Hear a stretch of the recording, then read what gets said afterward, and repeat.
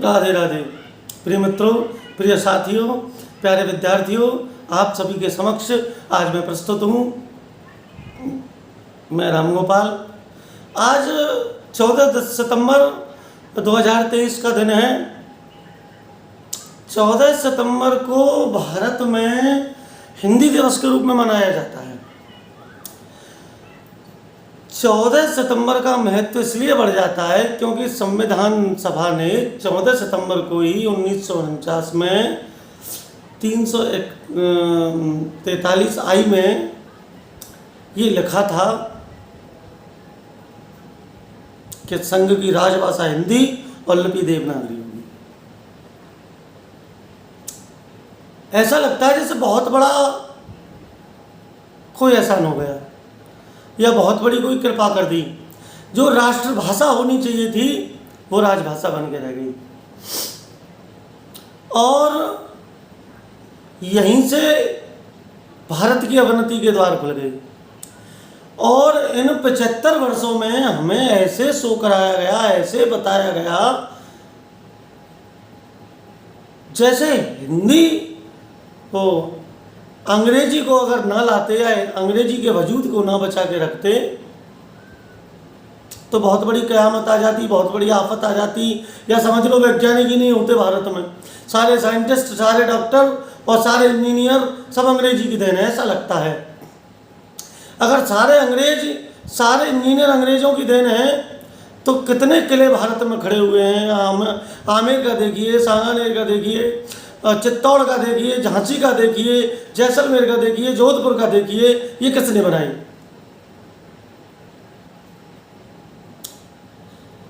मूर्ति कलाओं की बात करें तो मंदिर छुपे नहीं है किसी से। रोज सोशल मीडिया पे प्रेम झा नाम के एक व्यक्ति हैं और भी कई लोग हैं जो डालते रहते हैं। हम कहते हैं डॉक्टर अंग्रेजों ने बनाए। अगर डॉक्टर ना होते, अंग्रेजी ना होती तो डॉक्टर ना बनते। तो आपको बता दूं, जिसे पंचम वेद कहा गया वो आयुर्वेद का ग्रंथ संस्कृत में है। जब अंग्रेजी आज भी फेल हो जाता है चिकित्सा पद्धति तो आयुर्वेदी काम करती है। अंग्रेजी मैंने मना कर दिया तो विकल्प है आयुर्वेद का, लेकिन अगर आयुर्वेद ने मना कर दिया तो फिर आपके पास कोई विकल्प नहीं बचता। बहुत से शब्द अंग्रेजी से, संस्कृत से अंग्रेजी में आए हैं। ये बड़े आश्चर्य का विषय है दोस्तों। लोगों को यकीन नहीं होता मेरी इस बात पर। ये जो नो शब्द है ना, संस्कृत का एन ओ नो, नो माने नहीं, ये संस्कृत का है, ये अंग्रेजी का है जो अंग्रेजी में प्रचलित है। एक शब्द है नियर, NEAR, नियर। नियर माने पास। कबीरदास जी ने 13 से 98 में जन्म लेकर के और 15 से 18 में मृत्यु को प्राप्त हो गई। उन्होंने ये दुआ लिखा है, निंदक नियरे राखिए आंगन कोटि छवाए, बिन पानी सावन मना निर्मल होत सहाय। जो निंदक है उसे नियरे राखिए, नियरे माने पास रखिए। अंग्रेज 1600 में आए हैं। वो व्यक्ति 1518 से पहले कैसे लिख के चला गया? क्योंकि उस समय ये संस्कृत का ही शब्द था। एक शब्द है ते माने वे। ऐसे सैकड़ों शब्द हैं। आप THEY में से एच हटा दीजिए। एच साइलेंट है, वैसे भी दे के साथ बोला नहीं जाता और उसका दे बोलने का कोई सेंस ही नहीं बढ़ता। उसमें टी है, एच है, डी होता, दे बनाना था। तो आप THEY में से एच साइलेंट कीजिए, ते रह जाता कि नहीं? वित्ते माने वे। संस्कृत वाले कहते हैं सह तो होते। ऐसे यू माने तुम युवाम, यूयम, वहां से यू निकाला इन्होंने। ऐसे सैकड़ों शब्द मैंने छाटे थे और अभी भी मैं आपको बता सकता हूं।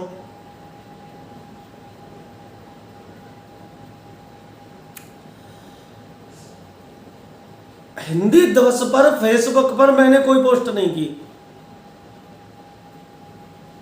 लेकिन आज मेरा मन था वीडियो बना के डालने का। हिंदी दिवस पर मैंने फेसबुक पर पोस्ट इसलिए नहीं की दोस्तों क्योंकि एक बहाव चल रहा है। किसी दिन भ्रातृ दिवस हो तो भाई भाई की फोटो डालेंगे, किसी दिन मातृ दिवस हो, मदर डे हो तो माँ की फोटो डालेंगे, उस दिन माँ के प्रति प्रेम जग जाता है। किसी दिन पितृ दिवस हो तो पितृ की फोटो डालेंगे, पिता की, उस दिन पिता के प्रति प्रेम जग जाता है। फादर्स डे मनाते हैं। एक दिन टीचर्स डे आता है, संस्कृत का नहीं वो अंग्रेजी वाला, 5 सितंबर 5 सितंबर को। उस दिन शिक्षकों के प्रति प्रेम जग जाता है। वैसे पूरी साल शिक्षक मास्टर कुर्सी तोड़ रहे हैं, मास्टर ये कर रहे हैं, मास्टर वो कर रहे हैं।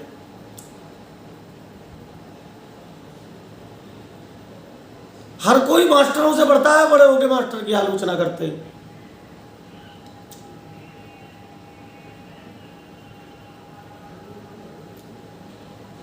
इसीलिए हिंदी दिवस पर मैंने आज कोई पोस्ट नहीं की थी, क्योंकि मैं बाहर में नहीं बहता। हिंदी तो मेरे रक्त में है। मैं रोज हिंदी में जीता हूं, मेरे लिए रोज हिंदी दिवस होता है। 8 पीरियड हिंदी के ही हैं, 8 पीरियड लगातार हिंदी चलती है। फिर मेरी फेसबुक पे हिंदी चलती है, फिर मैं कविताएं, कहानी, कुछ साहित्य सर्जन करता हूँ, वो हिंदी चलता है। फिर मैं साहित्य पढ़ता हूँ, वो हिंदी चलता है। मेरा तो रोज हिंदी दिवस होता है। मेरी तो पहचान ही है हिंदी वाले शिक्षक। मैं क्या हिंदी दिवस मनाऊंगा और क्या हिंदी दिवस पर पोस्ट करूंगा। 2 साल प्राइवेट पढ़ा चुका हूँ, 3 साल से इस समय यहाँ हूँ माध्यमिक में। 5 साल से हिंदी दिवस मनाता हूँ, बच्चों से प्रतियोगिता करवाता हूँ और उनको पुरस्कार वितरित करता हूँ यथाशक्ति, जैसा मुझसे बनता है। आज भी मैंने किया। 3 बच्चियों को फर्स्ट, सेकंड, थर्ड दिया, जिससे बच्चों का उत्साह बढ़े, वो समझे हिंदी का महत्व।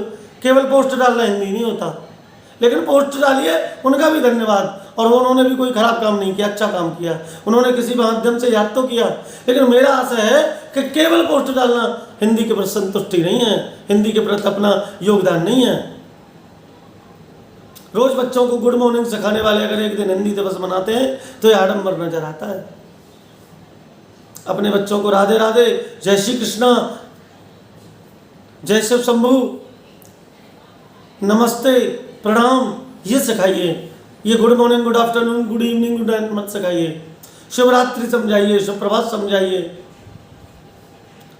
हम अपने बच्चों को मंदिर नहीं जाने देते। रही है तेरी मंदिर की उम्र है क्या? अरे मंदिर की यही तो उम्र है। बुढ़ापे में जब हाथ पैर काम नहीं करेंगे तब मंदिर जाएंगे क्या? वही गलती हम करते रहते हैं और उसी को दोहराते रहते हैं। अपनी सनातन संस्कृति को भूल गए, इसीलिए तो हर कोई आक्षेप लगाता है, हर कोई कह के चल जाता है। बच्चों को सिखाया ही नहीं हमने कि क्या माने, क्या होता है। कोई कह देता है तुम्हारे शंकर जी ऐसे हैं, कोई कह देता है तुम्हारी पार्वती ऐसी है, कोई कह देता है तुम्हारे विष्णु ऐसे हैं, कोई कह देता है तुम्हारे कृष्ण चोर हैं। क्योंकि बच्चों को हमने बताया नहीं, जवाब कैसे देंगे? सब कुछ हिंदी से संबंधित है और हिंदू भी हिंदी से संबंधित है, हिंदुस्तान भी हिंदी से संबंधित है, ये हिंद महासागर भी हिंदी से संबंधित है। मोहम्मद इकबाल, उन्होंने लिखा था एक जगह कि सारे जहां से अच्छा हिंदुस्तान हमारा, ये हम बुलबुलें हैं इसकी, ये गुलसिता हमारा, मजहब नहीं सिखाता आपस में बैर रखना, हिंदी है हम, वतन है हिंदुस्तान हमारा। हिंदी है हम हिंदी हैं, हिंदू हैं, हिंदुस्तान हम ही से है, हम भारतवासी हैं, इंडियन नहीं है। हिंदी है हम, वतन है हिंदुस्तान हमारा। अगर जापान की कोई वस्तु भारत में बिकने आए क्या कहलाएगी? जापानी। रूस की कोई वस्तु भारत में बिकने आए क्या कहलाएगी? रशियन। अमेरिका की कोई वस्तु भारत में बिकने आए क्या कहलाएगी? अमेरिकन। जापान की भाषा क्या कहलाती है? जापानी। वहाँ की टेक्नोलॉजी, तकनीक की क्या कहलाती है? जापानी। चीन की वस्तु कहलाती है चीनी, वहाँ की भाषा कहलाती है चीनी। तो हिंद की वस्तु क्या कहलाएगी? हिंदी। हिंद का व्यक्ति क्या कहला जाएगा? हिंदी।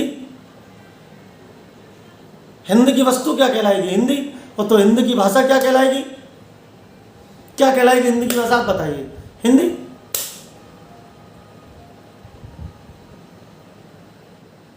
जब से बीएड की तैयारी की थी 2010 से सुनता चला आया था और पढ़ता चला आया था कि 15वीं ईस्वी में फारसी जब हिंद के सिंधु के नदी के किनारे आए थे तो उन पर सा कहना नहीं आता था, है कहना आता था, इसलिए वो हिंदू हो गया। भैया अजीब सिस्टम है यार, कमाल करते हैं, हद करते हैं यार। फिर हिंद महासागर कहाँ से आया? ये तो पहले से था।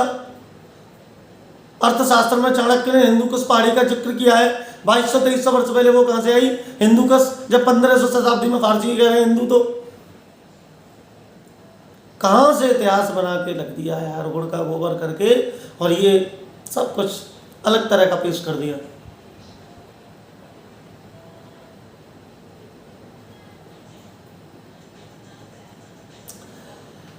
दोस्तों, वैदिक संस्कृत हजारों लाखों वर्षों तक रही। उसके पश्चात संस्कृत का स्वरूप सरल हुआ, वो लौकिक संस्कृत बनी। उसके पश्चात गौतम बुद्ध के समय में और उससे पहले तक संस्कृत चलती रही, अनादिकाल से। बहुत लंबा दौर संस्कृत का रहा है। लेकिन भाषाएं कठिनता से सरलता की ओर गमन करती हैं। धीरे धीरे पढ़े लिखों की भाषा संस्कृत हो गई और सामान्य जनों की भाषा पाली हो गई। गौतम बुद्ध ने अपने त्रिपिटक, विनय पिटक, सुत्त पिटक, अभिधम्म पिटक पाली में लिख दिए। पाली पढ़े लिखों की भाषा हो गई, संस्कृत ग्रंथों में रह गई। हालांकि थोड़ी थोड़ी चलती रही थी, उसके शब्दों का जो मेल है वो पाली में आया, पूरा विन्यास पाली में संस्कृत का उतर के आया।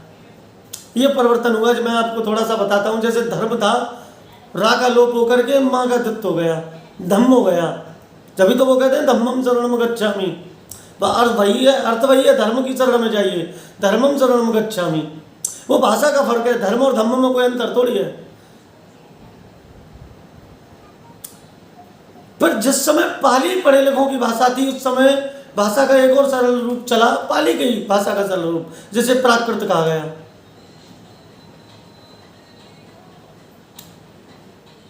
प्राकृत जैनियों ने अपनाई, जो जैन कवि हुए, श्रावकाचार्य जिन्होंने लिखी, और मेरुतुंग हुए जिन्होंने, इस तरह से जो ग्रंथ लिखे गए, स्वयंभू हुए जिन्होंने पैमचुरी लिखी, पुष्पदंत हुए। उस समय प्राकृत पढ़े लिखों की भाषा हो गई और वो ग्रंथों में आ गई। और अपभ्रंश का अर्थ है और टूट जाना। पहले से टूटती चली आ रही थी, लेकिन पूरी तरह से उसका शब्द विन्यास संस्कृत से बिल्कुल अलग हो गया, बिगड़ गया। उसे अपभ्रंश कहा गया। जैसे खड़िया ऊपर से छोड़ दे तो बिगड़ जाती है, ऐसे ही वैदिक संस्कृत टूटते टूटते टूटते इतनी नीचे आ गई कि वो बिगड़ गई। और उसके पश्चात आचार्य रामचंद्र शुक्ल कहते हैं कि 1085 ईस्वी के आसपास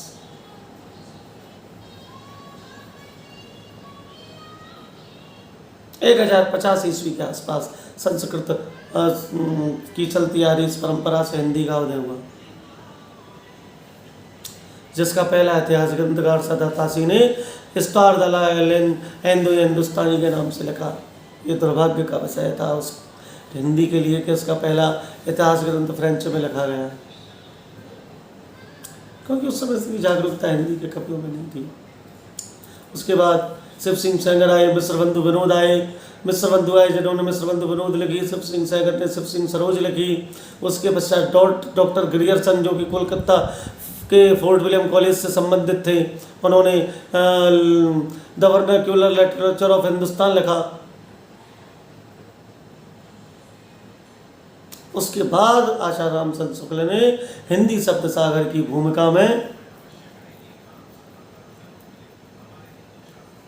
एक ग्रंथ लिखा जिसे हिंदी साहित्य का इतिहास कहते हैं। बाबू श्याम सुंदर दास का इतना बड़ा योगदान है, बाबू जगजीवन राम का, बाबू श्याम सुंदर दास का, कि आप यकीन नहीं कर पाएंगे।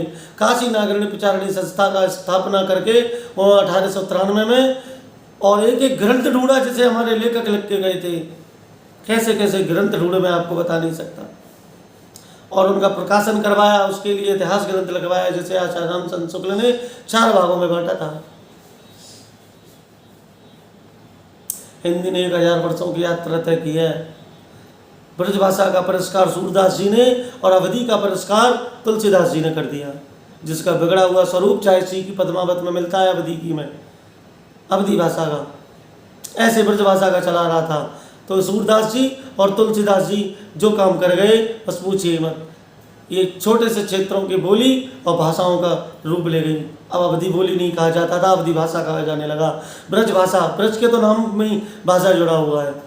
ब्रज भाषा है बोली, लेकिन ब्रज भाषा का क्षेत्र बड़ा विस्तृत है साहब। इधर बुंदेलखंड तक, इधर गुड़गांव तक, उधर पश्चिम में फैली हुई, इधर दिल्ली तक, आसपास का सारा एरिया हरियाणा के टच का।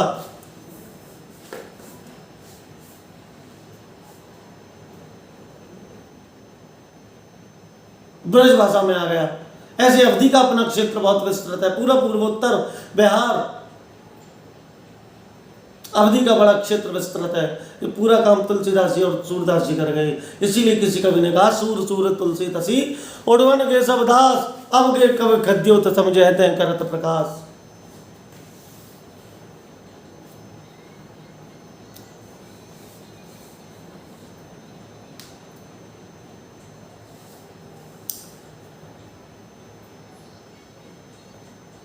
मनोविज्ञान में यह कथन है दोस्तों कि माता के गर्भ में बच्चा वाणी सुनता है, फिर हम बाहर आकर के उसे कुछ और पढ़ाते हैं, दूसरी भाषा। वो गर्भ में कुछ और पढ़ के आया है, हम पढ़ा रहे कुछ और भाषा, उसका तालमेल नहीं बैठता, उसके दिमाग में घुसता ही नहीं है।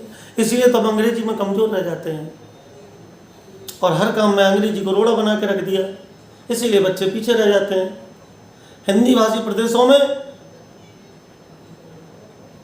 अंग्रेजी पढ़े लिखे कर्मचारी उसी तरह से हैं जैसे देश के आज़ाद होने पर प्रथम प्रधानमंत्री जवाहरलाल नेहरू ने अपना पूरा भाषण अंग्रेजी में चेप दिया 1 घंटे का।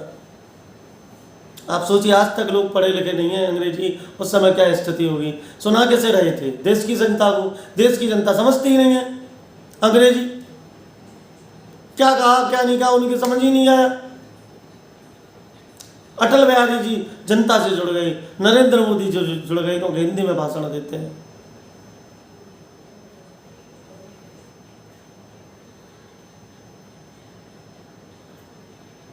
हिंदी केवल एक दिवस की भाषा नहीं है, औपचारिकता पूरी ना करें, हिंदी को सम्मान दें, अपने बच्चों को हिंदी माध्यम से पढ़ाएं। बच्चों को अंग्रेजी माध्यम से पढ़ाने वाले भी हिंदी की शुभकामनाएं देते हैं, तब थोड़ा आपको सोचना है। तो मैं क्या कहूँ,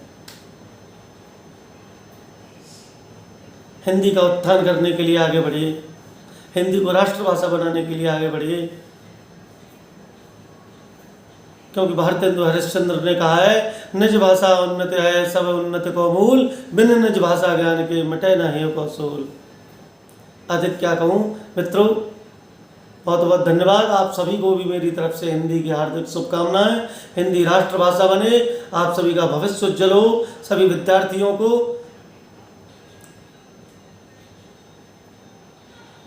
हिंदी के माध्यम से अच्छे से अवसर प्राप्त हों और भविष्य में आप हिंदी को समृद्ध करें। इन्हीं कामनाओं के साथ मैं राम गोपाल आप सबसे विदा लेता हूँ। जय हिंद, जय भारत, जय हिंदी, जय हिंदुस्तान।